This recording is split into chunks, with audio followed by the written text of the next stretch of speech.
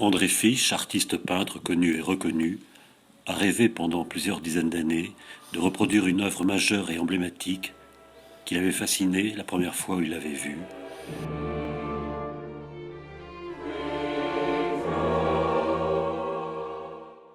L'agneau mystique des frères Van Eyck. Ce polyptyque composé de 20 tableaux a émerveillé des générations qui se sont passionnées pour cette œuvre unique.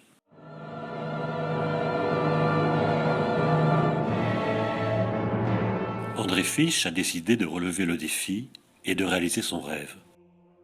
Il a entrepris de reproduire le fascinant polyptyque. Bien que la tâche soit colossale, il sait que grâce à sa passion et à son obstination, il ira jusqu'au bout de la mission qu'il s'est donnée. L'agneau mystique est un retable polyptyque. Il a été peint par les frères Van Eyck de 1420 à 1432, date à laquelle il a été installé dans la cathédrale de Saint-Bavon à Gand, en Belgique. Le chef-d'œuvre de la peinture flamande est une œuvre emblématique, non seulement du christianisme, mais de la peinture en général. Très riche en informations et en significations, il est très complexe. Il n'illustre pas un texte. En revanche, ce sont les textes qui illustrent le contenu du retable. Seule une bonne connaissance de la Bible permet de comprendre toute la symbolique de l'œuvre. La technique picturale utilisée dans ce polyptyque est du plus haut niveau.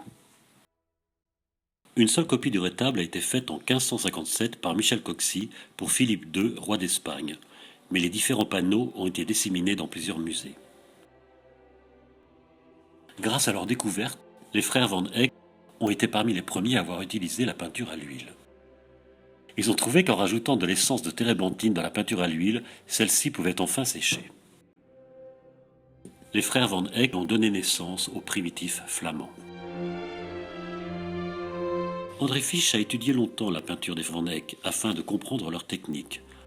À force d'essais et de ténacité, il a réussi à retrouver le rendu de leur peinture.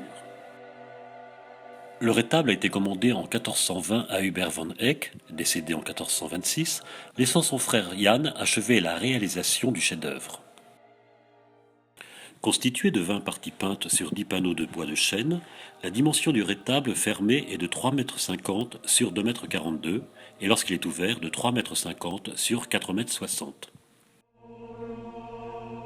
En accumulant une foule de détails peints avec une grande précision, les frères Van Eyck ont cherché à reproduire la réalité afin que le tableau devienne le miroir du monde visible.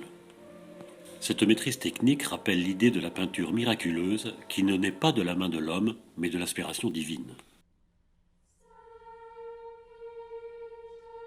Jamais la minutie des détails ne gêne la vision de l'ensemble de l'œuvre qui se présente à l'intérieur du retable comme une parfaite unité de composition, des bleus, rouges et verts sertis d'or. Les effets de trompe-l'œil dans les parties extérieures de l'œuvre sont remarquables. L'agneau mystique a suscité beaucoup de convoitises. Il a vécu des aventures mouvementées.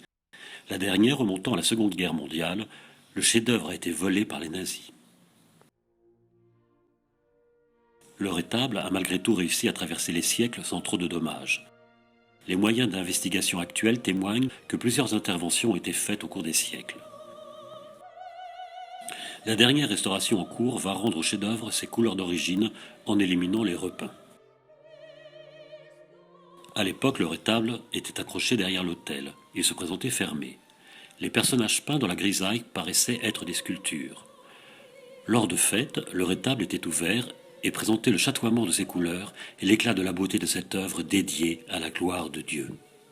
Mais au XIXe siècle, le retable a été scié dans son épaisseur afin que toutes les faces peintes soient visibles d'un seul point de vue.